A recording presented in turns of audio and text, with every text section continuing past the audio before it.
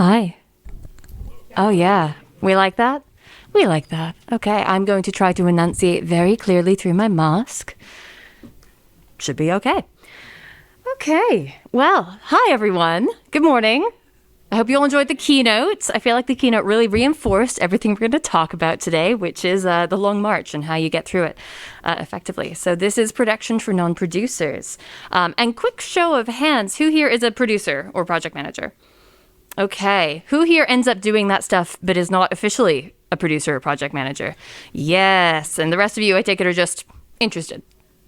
I hope so. If not, you can, it's totally cool. There's lots of other talks. Totally fine. It's going to be, a little technical. No, I mean, it's pretty easy. You'll all be fine. Just stick around. Okay. So production for non-producers. I'm Samantha Cook. My company is called Artifact 5. It is actually Canadian. They're based in Montreal, which is where I was for 14 years. I'm originally American and British. And then I met a Kiwi, and now I'm here. So my company is still in Canada, and I do what I do from here. What do? I co-founded the company. I do production. I do business development and general studio direction, which means I make sure payroll works. So that's fun.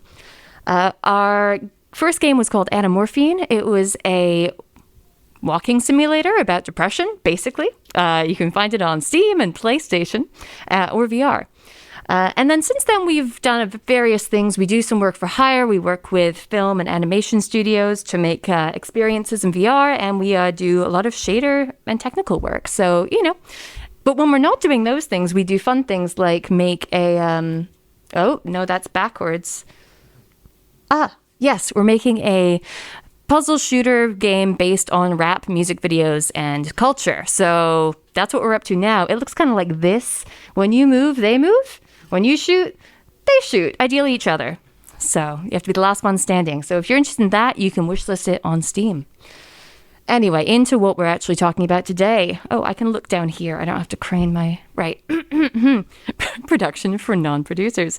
So we're going to look at the purpose of having a production methodology. And particularly in this talk, I'm going to induct you into the cult of Scrum. Haha, you can't leave. But, it's cool. You don't have to use it rigorously. It's just a really nice set of ideas to have at your disposal.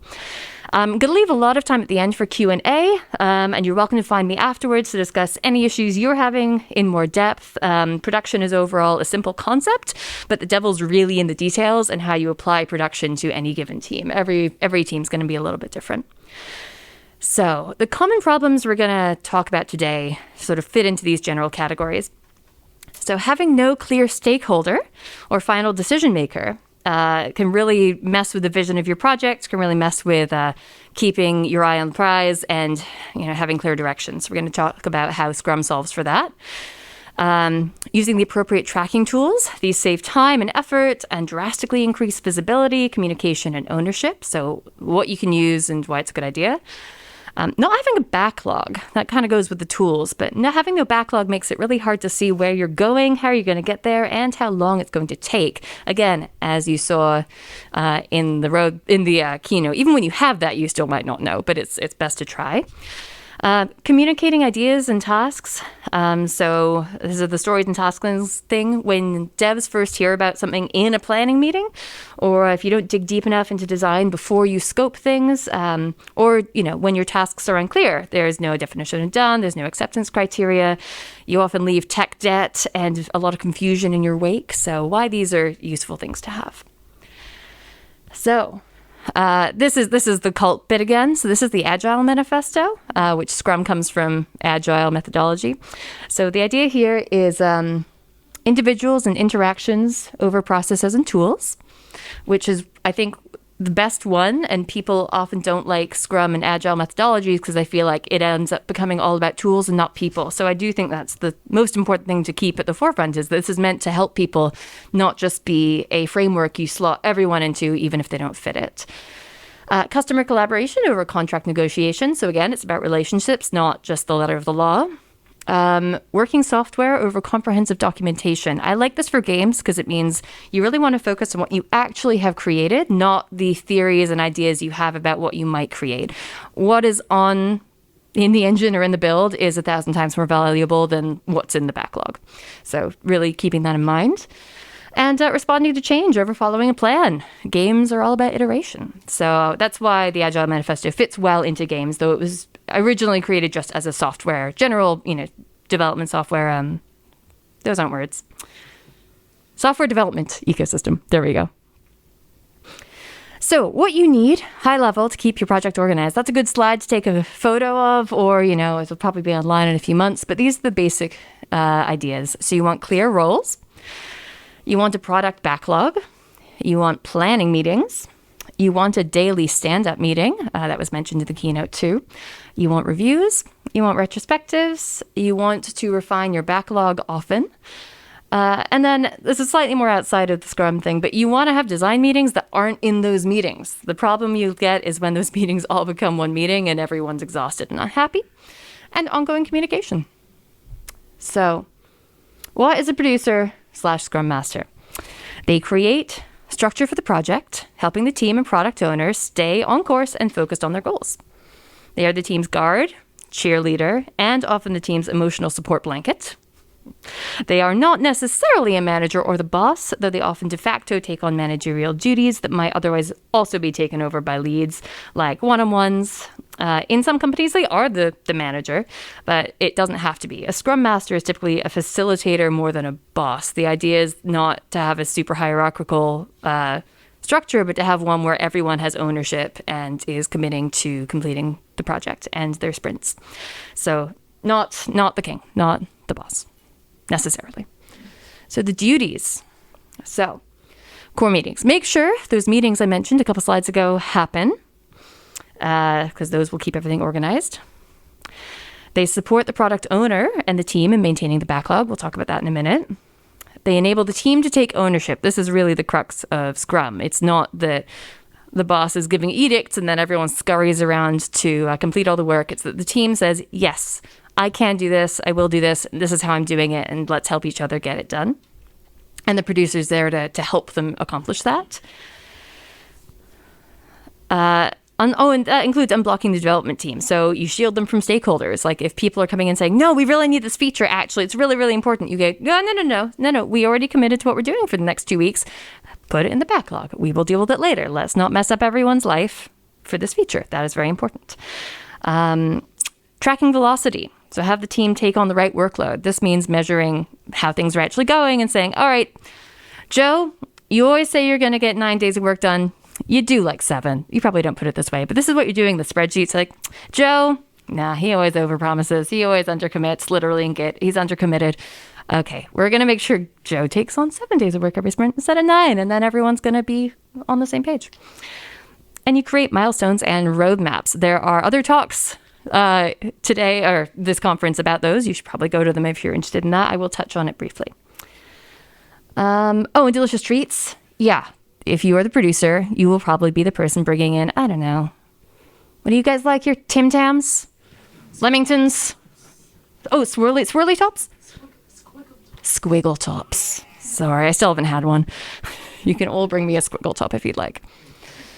All right, so then we get another type of person, and this is where, this is not a talk about product, but it's actually a really important symbiotic relationship between producers and product owners. They often get conflated in one team, but that can be dangerous. So the product owner is the vision holder of the product. They are often the creative director or the client. They're definitely a stakeholder in what this game is going to be and who it's for. And they're there to determine the needs and goals of the project regarding like what kind of experience they want the player to have. So they're more likely to be the boss actually than the producer a lot of the time. But of course, your mileage may vary, your company may vary, everyone varies. So their duties are to set the vision of the project and clarify what they want the player to experience. They define a goal for each sprint with the team and review the progress towards that goal at the end of the sprint. This also includes milestones and like the general goal, but you boil that down to every sprint. They create new stories, maintain and prioritize the backlog along with the team and the producer, but they're there to set, the intention, like what should be at the top of that backlog. They liaise with other stakeholders and keep them updated. So if you have a client, you have a publisher, like they're there to kind of do a lot of that work.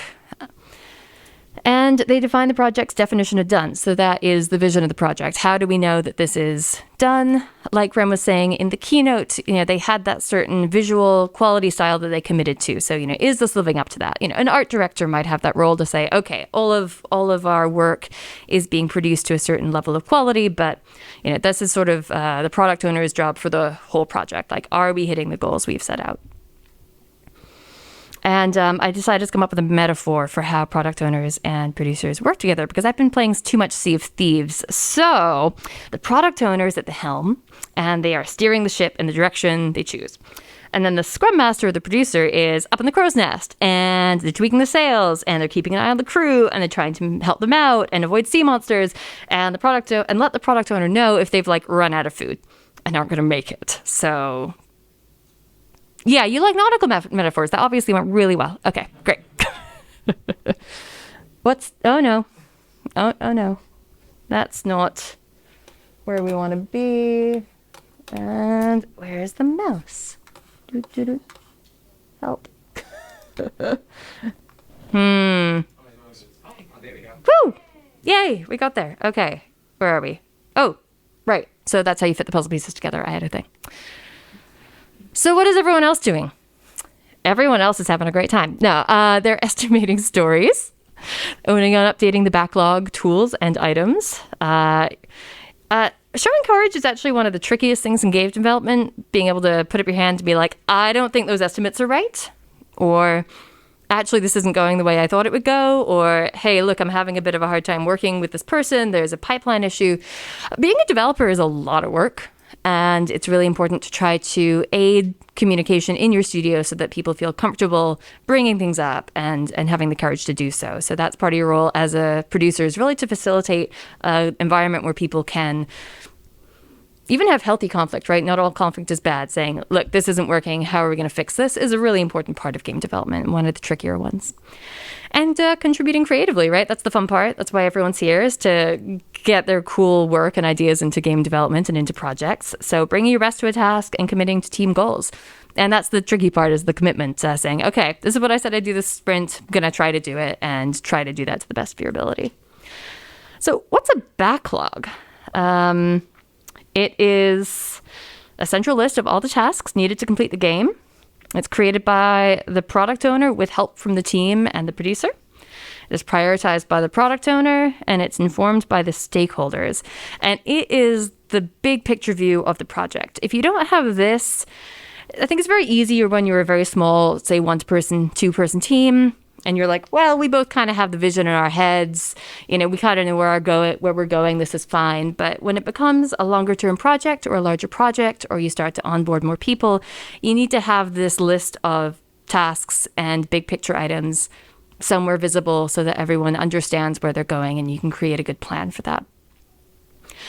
So this is probably the most information-dense slide, so bear with me. We're going to be here for a couple of minutes. So what goes into the product backlog? This is one of the trickier things, because it's actually quite detailed, and it always takes more time than you think it will. So an epic is the highest level feature you can dream up. So it's a quest system. It's animating all of your characters. It's full voiceover or new puzzle mechanics. These are estimated at a very high level. As until you have a lot more information about what you're creating and how you'll create it, estimates will be hazy at best. As you come closer to working on each aspect of the game, you break each epic down into bite-sized pieces.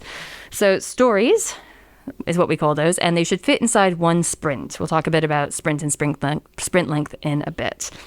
These should bring value to the player, each story, and are often described in the shorthand of, as an X, I want to Y so that I can Z or Z, depending on your country.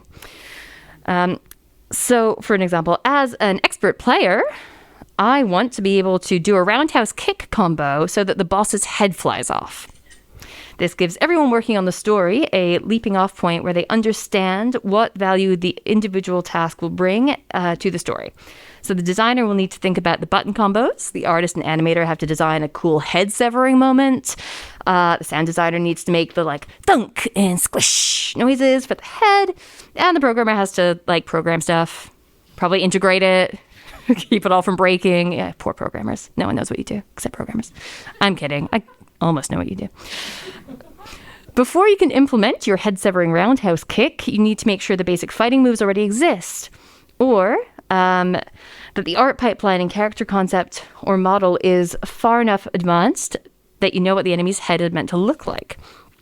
So that would be your definition of ready. This story is dependent on other tasks happening before it makes it into a sprint. So often you'll be like, oh yeah, we're going to throw that in the sprint. We're going to do that. And it's like, oh, well, we haven't actually designed this yet. How is this supposed to work? So you have to make sure that in your stories, the tasks are down to that level of detail. Like have a 2-hour meeting to define what you're doing before you get to work on that thing so that you spare everyone time and make sure that the pipeline keeps going smoothly. As for acceptance criteria, those are definitions of done for each story. In this case, the product owner would not sign off on the feature if half the time the head doesn't animate correctly, or the controls don't work correctly either. All stories have to meet the definition of done, which could be as simple as this has been integrated and tested, and it is amazing how many people will tell you something is done when it has neither been tested in a build, and it turns out it only works in engine. So yeah, it's good to actually have those criteria, like have you tested it? Is it in? Can we actually play it? And you can get more detailed or less detailed as you like for these definitions of done, but those are something that are defined by the product owner and eventually often by the team. Like, okay, guys, you have to have this in before it's done. And this will save you time during the review and at the end where you go, oh yeah, this is done. And then someone shows it at review and it's like, well, that's not what we intended. Like, that's not done. So this is meant to save you time and effort. So yeah, epic to story to individual tasks for each person, definitions, acceptance criteria, definition of done. All right, so where are you putting all of this? You are putting all this in a software or on a board somewhere. So for software, you've got lots and lots of options, some better than others for your purposes. So often you find really small teams using Trello, maybe Asana, and these are really simple swim lanes, Kanban boards. So you've got like usually to do, doing, testing, done, something like that. And maybe you have a separate backlog. These can get messy really fast because there's not a lot of ways to like label and sort things. So if you're just 1 or 2 people, cool, I'll let you do it. If you're larger than that, I won't. You're moving to software. You're probably moving to Hack and Plan. Maybe you're moving to Notion if you really like designing things. Maybe you're moving to ClickUp if you're a programmer type and you want to set lots of rules for things. Maybe you're moving to Jira, especially if you're large. You're probably moving into the Atlassian ecosystem. That's who owns Jira. Jira is actually pretty cheap for a small team. It's pretty great, but they literally have certifications to learn about different aspects of Jira. So you have to be willing to put in the time to get good at Jira.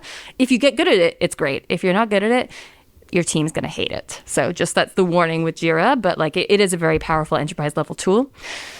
Notion is really customizable, but has limits, although I think they're really pushing the boundaries of that right now. And I'm personally in Hack and Plan for my 4-person team. I've helped teams up to 7, 8 people get in there, and it's specifically for game development.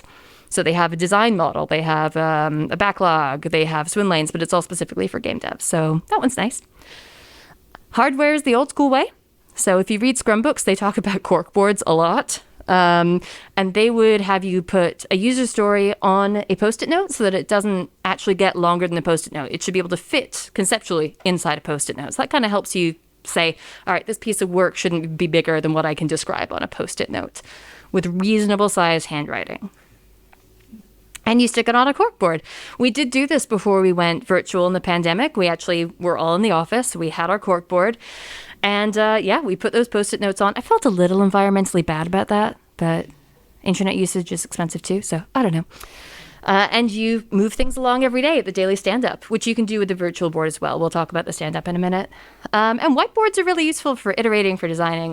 Good to have a whiteboard around anyway. So those are generally your options, but you should have something.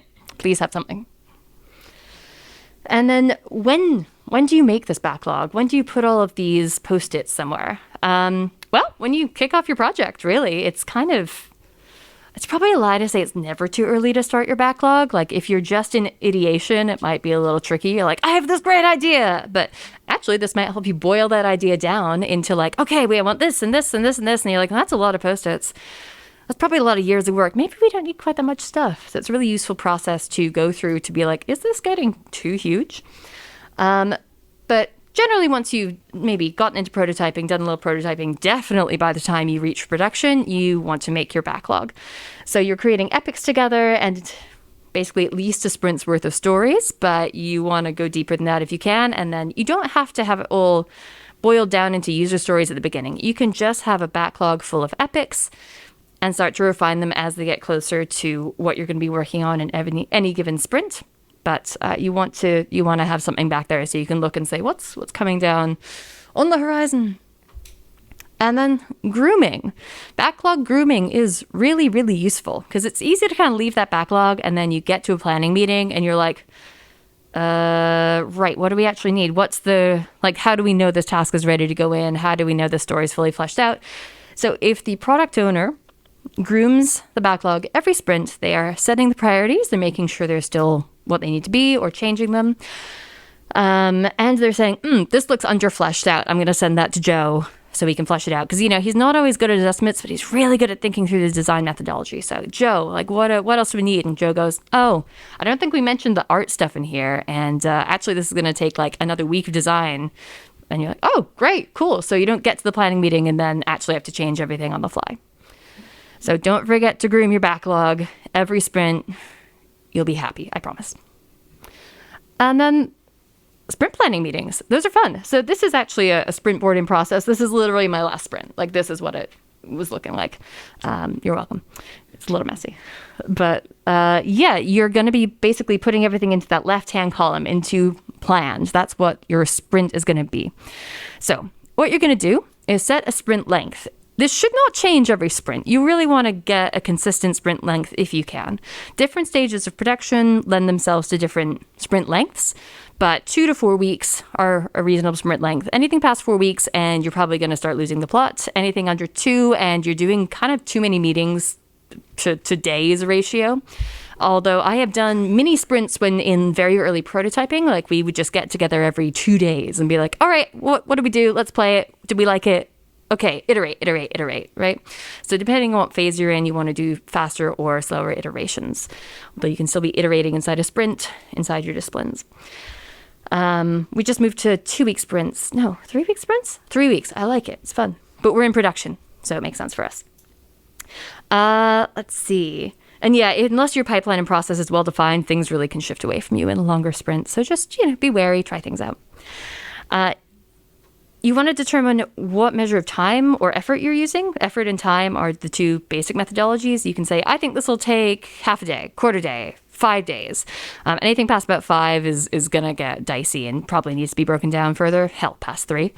Or you can use effort. I've not personally done that. A lot of Scrum really likes effort. You can definitely go and do more research into that. But it's saying, all right, I think this will take an effort point, 10 effort points, and those represent just larger or smaller amounts of effort, risk, and certainty. So if people really don't want to feel like they're being pushed into a time box, effort can be a good way to do that for your team. In the meeting itself, you have the team, the Scrum Master, and the product owner. They're coming to the table or your virtual board, and they're sort of checking out the stories at the top of the product backlog. You're getting into things in slightly more depth, although ideally you've done some of that in your grooming, or people have seen the tasks beforehand. They need to be prioritized. And let's see, what else? Right, so you take things into someone's sprint until you've filled up the time you have at hand. Don't forget to account for vacation, long weekends, people's doctor's appointments, all of that. And account for, if you have it, past velocity and other dependencies. Okay, well, Joe can't start working on that until Jill has finished, the art. So you got to, always make sure to keep dependencies in mind. That's part of the producer's job. And the Scrum Master typically, asks probing questions and make sure every item is clear enough to make it into the sprint and that no one is overcommitting. And in Scrum, once the sprint is set, things are not supposed to change. That creates a lot of disruption for the team and does not make them happy. So in a crisis, or if something really changes or comes up, the product owner can choose to tear down the sprint and start over. But it's probably healthier to do that in certain ways than to just throw extra things into the sprint and then expect everyone to still get everything done, because no one wants to do that. It is not sensible. And this should be a time-boxed meeting. So 1 hour per week of the sprint. is what they say, but you tend to get faster as you work with your team for longer, and they know the project better, so your mileage may vary. I'm going to get through the rest quickly because I want some time for Q&A. So the very last basics are daily stand-ups. So this is what you should do every morning. It should be 15 minutes max. And this is for the dev team to talk to each other, not necessarily to like prove to the producer what they've been doing. This is to help with self-organization, dependencies, and ownership. So what did you do yesterday? What will you do today? Do you have any blockers? And it's the producer's job to help you unblock if there are blockers. It's pretty simple, but really, if you if you want to socialize, catch up, or if you're online, whatever, that's great. Do it after the sprint. Do not let it become like a 30-minute meeting because everyone, separate your socializing from your stand-up. Otherwise, it just becomes kind of untenable. At the review, at the end of every sprint, you want things to be demonstrable. So you want to be able to actually pull up a build, really make a build for your sprint. It's going to change your life. Don't just play it in the engine. Everything's different once you have a build. So it needs to be demoable. Ideally, it's complete. The idea of Scrum is that you're creating complete items of work at the end of every sprint. So the idea is that it's for live development, ideally. Whatever you've committed to, you've created to a version that could be shipped. So this is often tricky to do in development, especially in prototyping, but commit to things that can actually be finished. This will create a stronger product sprint by sprint, so you're not going back and having to fix things constantly and have a lot of tech debt. Oh, it likes that. That's steps. Nice. Thanks. Okay. Goal-oriented. You want to make sure you're moving towards the sprint goal and the milestone goals. That's for the product owner to keep an eye on. And time box. This meeting should also not go past about an hour. You want to make sure you are limiting the time you spend in these, so keep people on task and moving forward. And my favorite part of Scrum is probably the retrospective. These are another wonderful 3 questions. These are what went well, what didn't go well, and what can we do better next time. You want to write down, especially what we can do better next time, and if applicable, put it into the backlog or into your sprints. Like, okay, we're working on this if it's actually, physically actionable. Or keep it in mind, right? Make it visible, make it something you're working on. Let the team know that, you're there to make everyone's experience better, whether it's a technical thing, an emotional thing, they're all important. And you can use all of this information, all of this backlog, all of this to roadmap and plan. Now, early in development, this is really hard to predict. As Ren said in the keynote, you think it's a year, it turns into 2. This happened on my first project as well. Small indie teams making their first big game, you're going to underestimate, it's going to be tough. So assuming you're going to underestimate is your best choice. I would say add 50 to 100% to your estimates at the very beginning. Like, until you get to production, things might change in production, but as you go further along, you will get better at estimating and knowing how concrete things are. But until you do, double it. Hell, triple it. Do what you got to do. And your pre-production phase is important. It's easy to try to skip and say, yeah, we get what we're doing. We're in production now. But take the time to really flesh out what you're doing before you jump into production, because that is where you answer your questions. You don't want to be answering big questions and having to pivot in the middle of production. That way lies danger. And if you're bringing a milestone plan to a publisher, you can keep it high level. Look, here's our alpha, here's our beta, here's where we're going to announce, here's our launch date, some planned DLCs. You don't have to go into crazy minute detail when just pitching. You probably will later, but this can help you give them a plan that is backed up by something. That's pretty much it. So if you want to read more about the subject, I recommend these 2 books. There's lots of other resources out there. So the Clinton Keith New Agile Game Development, 2nd edition came out last year, I think, maybe 2 years ago. And I'm currently reading A Playful Production Process. I should have capitalized process. It's for game designers and everyone. So if you're not a producer, but you want to learn more about the process of making a game and its whole life cycle, that's a great place to start. And you don't have to be a Scrum head.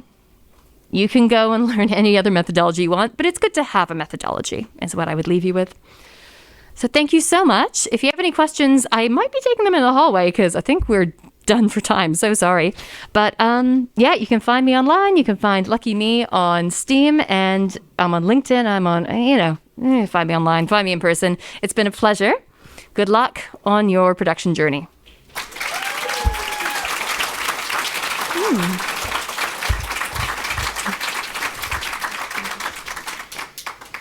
Can I take a couple questions, or do we have to get everyone out of the room?